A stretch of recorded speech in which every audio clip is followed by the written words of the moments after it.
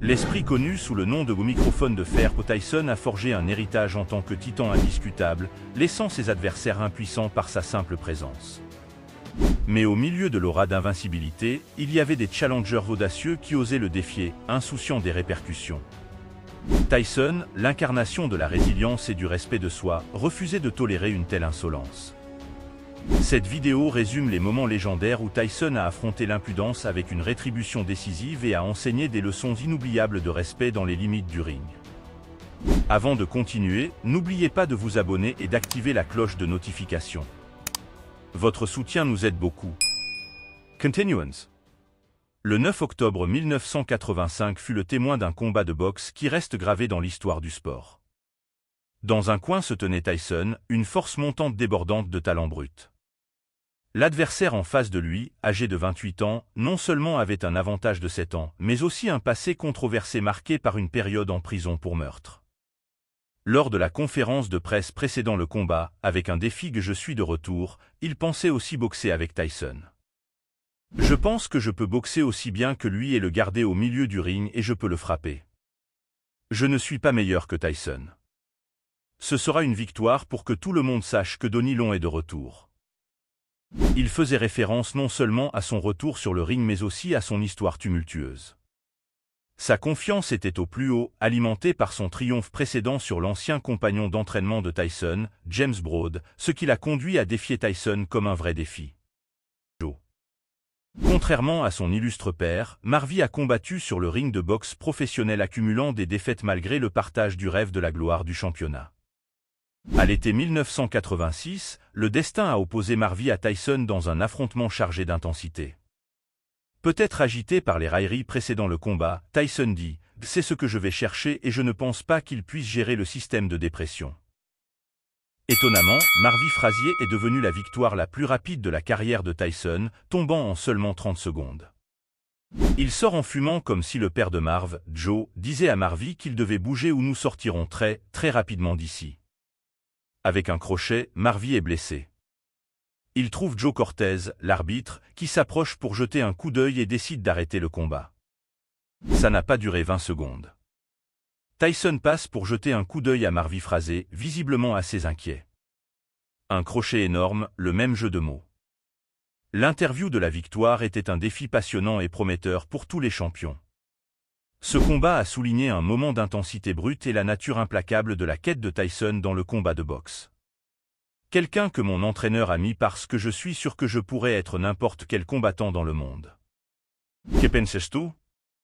En mai 1986, le monde de la boxe était sur le bord de son siège lorsque Mike Tyson affrontait Mitch Green, marquant l'un des combats les plus mémorables de la carrière illustre de Tyson.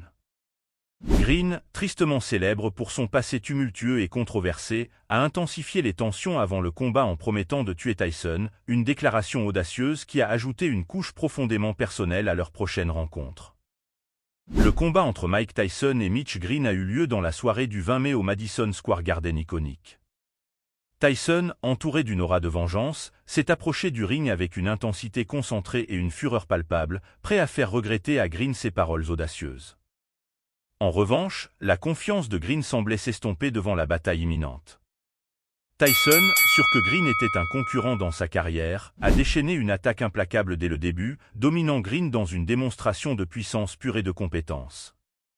Le lendemain matin, Louis Rivera, l'arbitre, a commenté sur le coup, vers la gauche, oui, allons-y, et il semblait glisser un peu. Le combat était, au moins, une sorte de remise en question.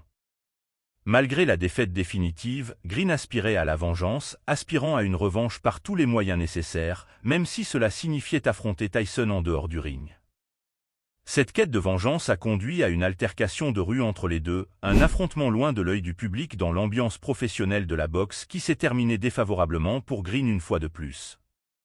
En août, et spécifiquement le 17 1986, la boxe a été témoin d'un moment crucial entre Mike Tyson et José Ribalta. Le monde de la boxe évoluait et les athlètes les plus grands commençaient à dominer la division poids lourd. La montée de Tyson était particulièrement remarquable, avec une modeste stature de 5 pieds 10 pouces. Tyson était souvent sous-estimé par les critiques qui doutaient de son potentiel contre des adversaires plus grands. Ce scepticisme n'a fait que renforcer la détermination de Tyson à rendre chaque combat personnel contre un boxeur plus grand. L'été 86 a vu une telle confrontation quand il a affronté l'imposant cubain José Ribalta, mesurant 6 pieds 5 pouces. Ribalta et son équipe étaient confiants qu'ils pourraient arrêter le chaos de Tyson au printemps. Tyson dit « Il ferait mieux de faire attention parce que je suis prêt. Je vais le prendre. Je vais le battre. » Tout le monde dans le voisinage m'a vraiment encouragé pour ce combat, me disant que je pourrais le battre et je sais que je pourrais aussi le battre. Quand est venu le soir du combat, la tension était palpable, coupant l'air et atteignant les fans à travers le monde. Le combat a commencé avec Tyson fournissant une combinaison redoutable, un coup droit au corps suivi d'un coup au sol au deuxième round et il y a eu un crochet. Cependant, la récupération rapide de Ribalta a surpris tout le monde, indiquant qu'il n'était pas prêt à baisser les bras. Mais Tyson, sentant la victoire, a intensifié ses coups dévastateurs, en atterrissant un après l'autre. Malgré la pression, Ribalta a montré une résistance incroyable, refusant de reculer. Ribalta dit « Je voudrais que ce soit un bon coup de gauche, il y a eu un bon coup de droit et cette douleur, laissez-la partir. » À la pause, il y a eu un grand coup de droit et Ribalta est sur le point de revenir le frapper à nouveau, montrant beaucoup d'ingéniosité. Regardez les jambes de Ribalta, il n'y a pas de mouvement dans ses jambes, c'est tout instinct. Coup au corps sur un crochet à nouveau, Ribalta reçoit beaucoup de coups. Cela entoure un autre grand coup droit de retour au corps, le laisse partir, le laisse revenir et il est toujours là. Mais à mesure que le combat avançait, la force implacable de Tyson est devenue écrasante. Au 10e round, un coup décisif a confirmé l'inévitable, marquant une conclusion inoubliable pour une bataille farouchement disputée. Avant de continuer, n'oubliez pas de vous abonner et d'activer la cloche de notification. Votre soutien nous aide beaucoup. Continuance. L'arbitre, Tony Battle, dit, d'envoi 5, auquel coup Ribalta est à terre, il se relève mais il est dans le pétrin, cette fois il s'est sérieusement blessé, écoute comment ça va, veux-tu continuer? Ribalta répond, Do, tu as dit que tu voulais continuer, j'ai dit oui, par les enfers, oui, c'est un combattant et il est prêt. Je veux dire, il n'y avait aucun moyen pour Ribalta de gagner le combat, mais je pense que l'arbitre a fait une erreur en l'arrêtant, il s'est relevé de ses coups auparavant, il n'y a aucune raison de croire qu'il n'aurait pas pu survivre à ce round pendant les premières étapes de sa carrière. Mike Tyson ressentait une profonde animosité envers un adversaire plus que tout autre, Tyrell Biggs. Les racines de cette animosité remontent à ses jours de boxe amateur, une époque où Tyson aspirait à la gloire olympique, un rêve qui lui avait échappé. Cependant, Biggs a remporté la médaille d'or aux Jeux olympiques de 1984. L'amertume de Tyson ne venait pas des réalisations de Biggs, mais d'un incident de moquerie avant les Jeux olympiques.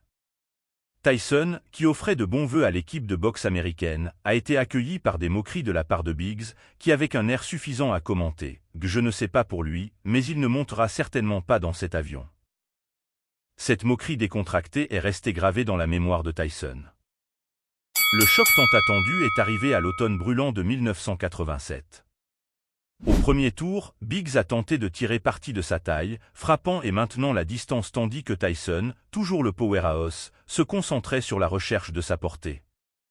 Malgré les efforts de Biggs pour dominer tôt avec des jabs, Tyson s'est ouvert dans le deuxième round, littéralement attirant le premier sang en divisant la lèvre de Biggs. L'égalité a rapidement changé au troisième. La stratégie de Biggs s'est effondrée sous l'assaut implacable de Tyson, provoquant une coupure près de l'œil de Biggs par un coup droit raté de Tyson avec les mains trop basses. Tyson dit « Je possède une vitesse de main impressionnante et j'ai réussi à neutraliser le jab. Regarde, Biggs fait du bon travail. Pendant les 2 premières minutes du premier round, j'ai maintenu ma vitesse de main et j'ai lancé mon coup. J'ai fait un mouvement circulaire avec ma main droite, suivi d'un crochet qui a causé le plus de dégâts. Il y a eu un puissant coup droit qui a été le précurseur du crochet de gauche dont je parlais et un autre puissant coup de gauche qui lui a fait beaucoup de mal. Quelque chose que j'ai souligné avant le combat est que maintenant je déchaîne simplement une pluie de coups sur lui. Les rounds 5 et 6 ont été une démonstration de domination de Tyson, avec ses crochets et ses droits implacables.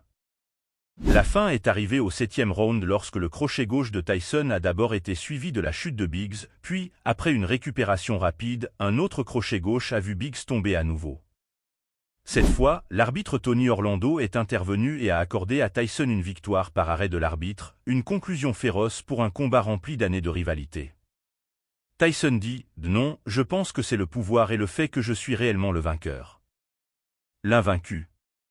Le capitaine incontesté du monde. » Le 25 février 1989 a marqué un jalon dans l'histoire de la boxe, lorsque Mike Tyson a affronté Frank Bruno sur le ring du Las Vegas Hilton Center dans le Nevada. Ce combat était la première défense du titre mondial poids lourd de Tyson par le magazine Ring, la 5e par la Fédération internationale de boxe, la 7e par l'Association mondiale de boxe et la 8e par le Conseil mondial de boxe. Après une absence de 8 mois, la plus longue de sa carrière jusqu'à présent, Tyson est retourné sur le ring devant une foule de 9870 personnes. Avant le combat, il y a eu un échange de mots entre Tyson et Bruno. Bruno, se vantant de sa confiance, a lancé des commentaires désobligeants envers Tyson. Cependant, Tyson, connu pour parler avec ses poings plutôt qu'avec des mots, a répondu sur le ring. Lorsque le combat a commencé, Tyson a lancé un solide coup de droit à la mâchoire de Bruno, le renversant avec une force impressionnante. L'arbitre Richard Steele a compté jusqu'à 8, permettant à Bruno de se rétablir. Cependant, Bruno a eu recours à des tactiques douteuses, frappant la nuque de Tyson, ce qui lui a coûté un point sur la carte des juges. Malgré ce revers, Bruno a réussi à connecter un puissant coup droit qui a momentanément paralysé Tyson, suivi d'un crochet gauche qui l'a frappé de toute sa force. Les genoux de Tyson, jusqu'alors inébranlables, ont flanché et Tyson a été forcé de reculer. Mais Tyson, le grand guerrier qu'il est, s'est repris et au 5e round, à 2 minutes et 55 secondes, a remporté la victoire technique sur Bruno.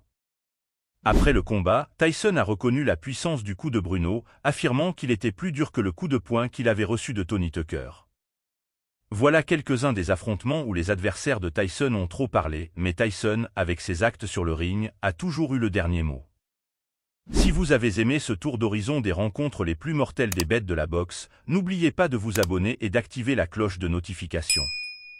Ainsi, vous pourrez rester informé sur plus de contenu excitant et ne manquerez aucun détail des combats les plus épiques de l'histoire de la boxe. On se retrouve dans la prochaine vidéo.